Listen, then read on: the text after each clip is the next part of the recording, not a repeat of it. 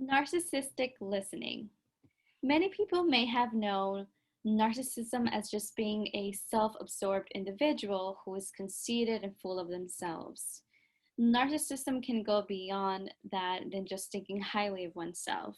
Although it is what narcissistic traits are, we're going to go more in depth with how a narcissistic person listens and conversates with another individual who is not a narcissist themselves.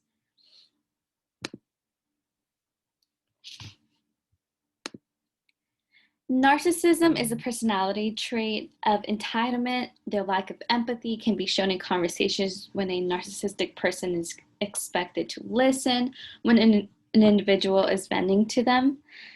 It can be described as a disorder or a personality trait that is characterized by entitlement and conceit. Many of the personality qualities is thinking so highly of oneself and the need of admiration and the lack of empathy and just believing that they're superior than just people in general. And so with narcissistic listening, we're going more in how a narcissistic person conversates and how they respond to someone conversating with them. It does not matter most of the time if a person shares something very deep, very sensitive, or just very important in general to a narcissistic person.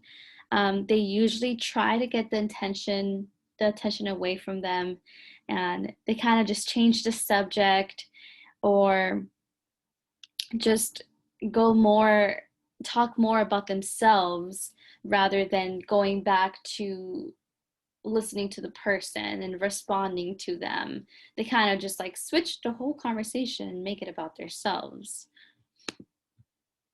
So to go more in depth with narcissism and what it is, it can be described as a modern epidemic. Sorry. The narcissism scores have rose in the USA. Just in this nation, it was studied. This trend of narcissism has been fueled by internet usage such as Facebook, Instagram, which is most associated with. So, although narcissistic listening is not really more of an online thing, it's more of like conversating with someone in person and just recognizing those traits in the person. It can be sometimes fueled by social media. I do think it does play a part in how someone expresses themselves or how they think highly of oneself. And selfies could be something that fuels this, or just how the internet has really influenced people to just be self-absorbed. These character traits can be shown in real life interactions, such as conversations, and you start to see these traits in people when they talk in interviews. For example, like there are some celebrities that are narcissistic, and you can observe some celebrities that show these traits when they're being interviewed, how they kind of just talk about themselves, or when someone shares something important to a celebrity, using this as an example, they would just go back to them and talk about themselves.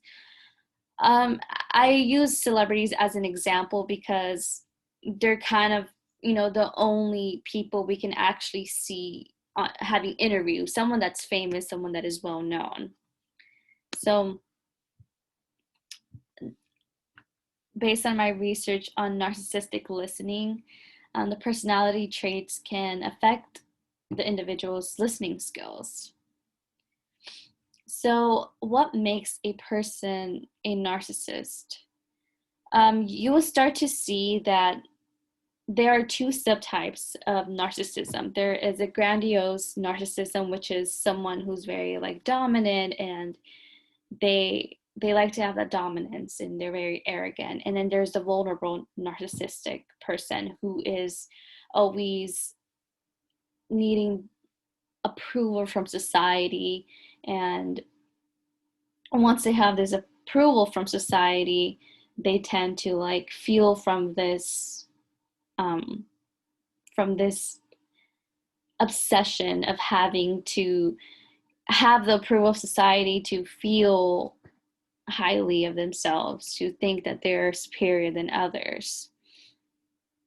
So a narcissistic person not only affects someone who is around them, but also it affects how they feel around this person. If I'm friends with someone who is a narcissist, and let's say I'm going through a really rough time that I need someone to talk to, and this person happens to be my closest friend, I will want to vent to this person and have some advice. If I don't have that mutual connection or that interaction that I'm craving at the moment, it does affect how I view myself.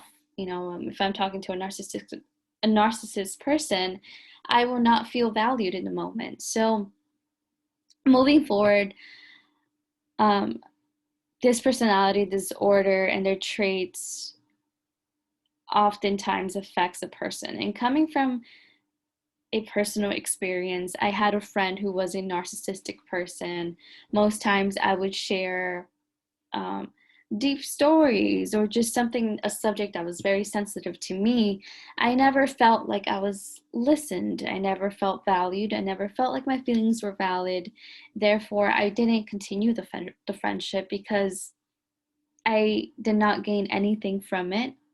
Just listening to a person talk about themselves can be very socially draining as well. Not that it's a bad thing when it's every time, but a narcissistic person can have this obsession of just talking about themselves.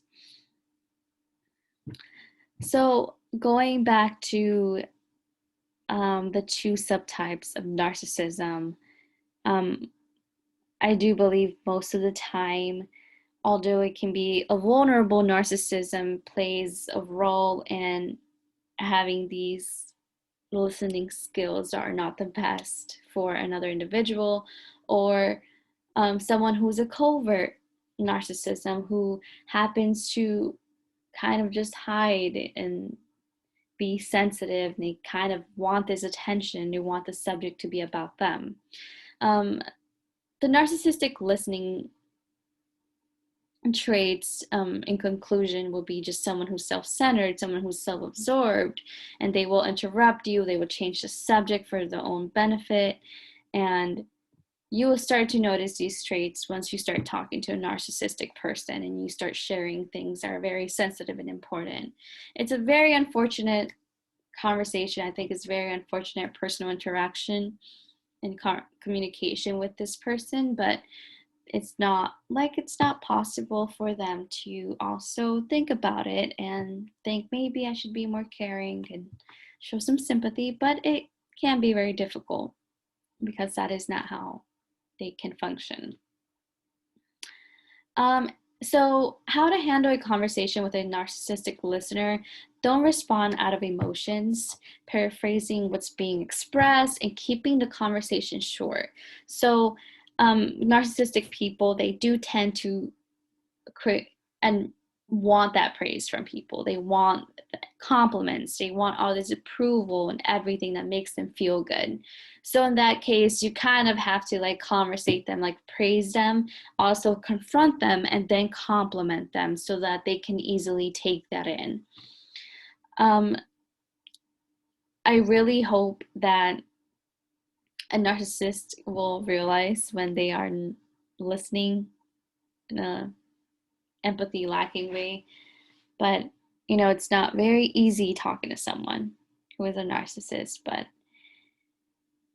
these are my works cited and the 3 journals where I got many of my points, and I read most of these articles. I read these 3 articles and how it affects people in social interactions with narcissistic personality disorder and the effect of it as well.